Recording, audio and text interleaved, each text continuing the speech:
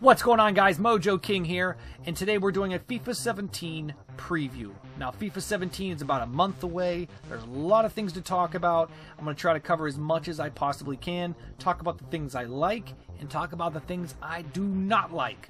So without any further ado, let's do it.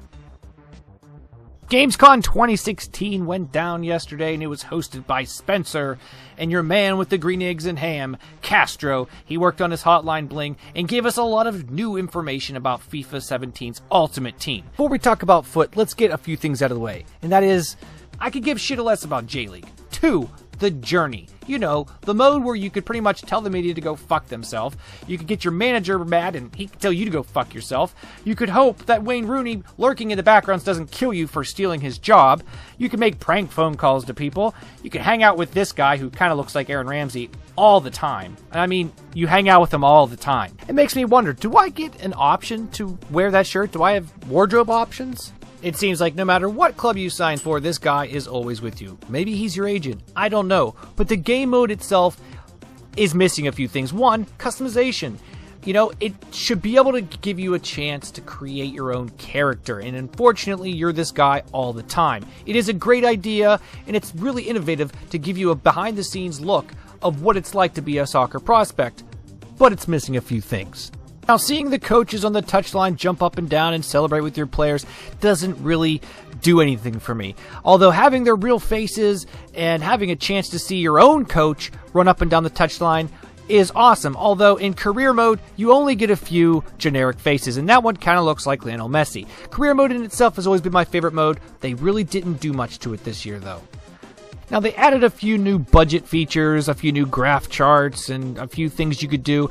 Board expectations have been added and upgraded a bit. You've got brand exposure and different financial decisions that you can make with the club. Career mode has always been my favorite mode, so any new additions will make me happy. However, since my friend Jake introduced me to Ultimate Team, I've neglected career mode because it hasn't been improved the past few years, and now I spend most of my time and money on FIFA Ultimate Team. Hopefully in the future they can incorporate things that are in the journey into career mode, and that would be awesome. Now on to Ultimate Team, and one of the coolest new things they've added are these custom kits designed by artists that are in the game. Some of the music that you'll hear, the artist got to design their own kits, which is awesome. That laser kit is cool. Zed, that's a great looking kit. So they've done some awesome things in Ultimate Team, including this new pack open animation.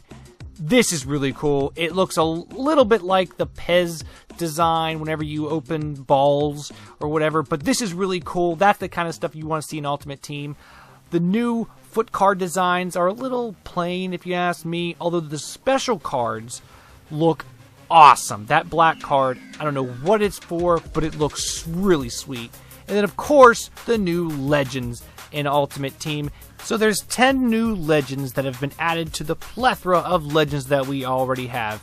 And the 10 legends are Jamie Carragher, we've got Del Piero, Rio Ferdinand, Hernandez, Overmars, Puyol, Paul freaking Scholes, O'Gunner, Petit, and Veron. It's interesting now seeing Jamie Carragher in the game after last year. He was on all the promos playing Gary Neville in a game of FIFA 16. It's interesting to see the one club man from Liverpool who played over 500 games with them coming to FIFA 17 as a legend. Now, Del Piero, this guy is going to be a lot of fun. A forward. He's played for Juventus for the majority of his career. He ended up in a few other leagues, the Australian leagues and other things, but really, he was an Italian legend. He was an absolute beast at Juventus. He's going to be a lot of fun to use.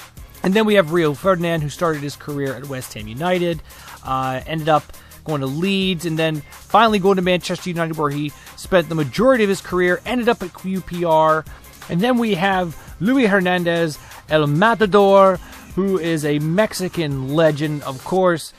Castro is going to absolutely love this card. He spent a long career, over 14 years playing all over Mexico. He also ended up at LA Galaxy for a while, played about 40 games there. So it'll be interesting to see him in the game. He's going to be very fast and very fun to use. Then we have the Dutch winger, Mark Overmars, who spent some time at Willem and Ajax, scored a lot of goals for Ajax, winning a lot of silverware for them, and then going to Arsenal, being a crucial part of Arsenal's squad, and then eventually moving to Barcelona in 2000. And then he ended up getting injured, and he had to retire maybe a little bit early, but this card is going to be one of the best Dutch wingers in the game next year.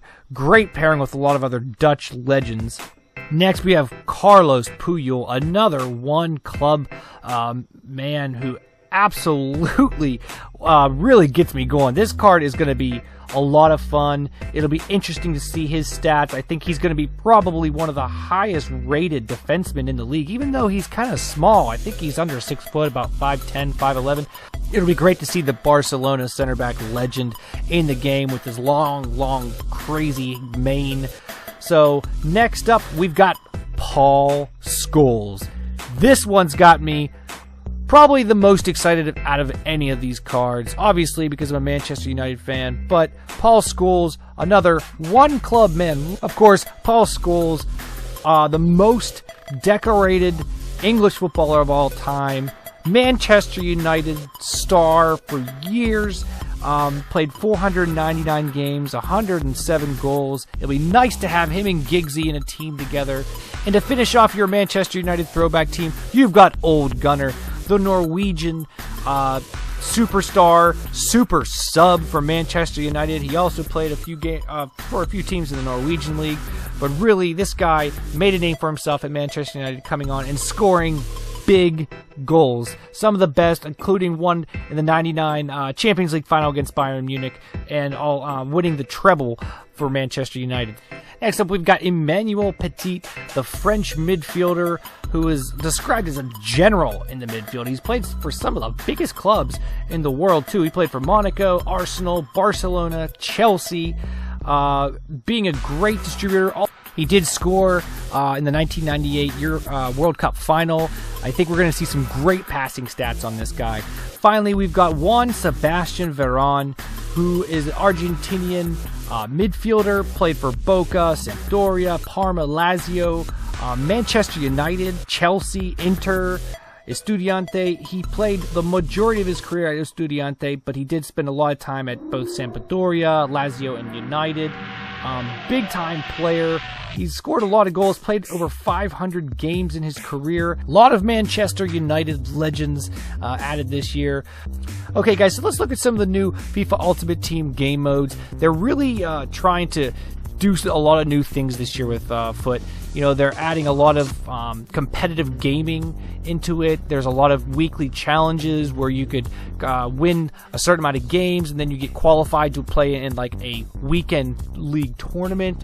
And a lot of the rewards are a lot more coins. You get a few cards. You also get to kind of move up the rankings per week. I mean, some of the rewards are so much better. As you saw, there was 100,000 coins if you win one of those tournaments. Besides adding the competitive element, they've got new squad building challenges also, which is really interesting. You get to use some of the players in your squad that normally you wouldn't. And the thing is you build these squads and you use the players. When you use the players, they're no longer in your team. You're only doing it to complete a challenge, which means, you know, some of these players you may not ever use, so you just put them in for these squad challenges, you turn them in, and you get awesome rewards. Now, obviously, if you don't have them, you could search them on the market and open packs for them. Also, there's a really good integration with the mobile app, so then you could actually build these on the go. You could be out somewhere and build them, and also if you're, you know, halfway done, you can come back home and complete it. And these items that you win are absolutely incredible. Some of them are players. So some of the things that Ultimate Team has also, you know, tried to do is, I think, you know, really go after the competitive scene, and they're also trying to, you know, integrate a lot more challenges where you win things, which is perfect for players like me and probably a lot of you guys. So I hope you guys enjoyed my coverage of the new FIFA 17. Most of the major leagues are back playing again. If you guys saw the recent Team of the Week 49, there's actually some good players in it again. So the BPL's back in action, so is the League On. So guys, I hope you enjoyed it. Thanks for watching. Subscribe, like. Thanks for freaking watching.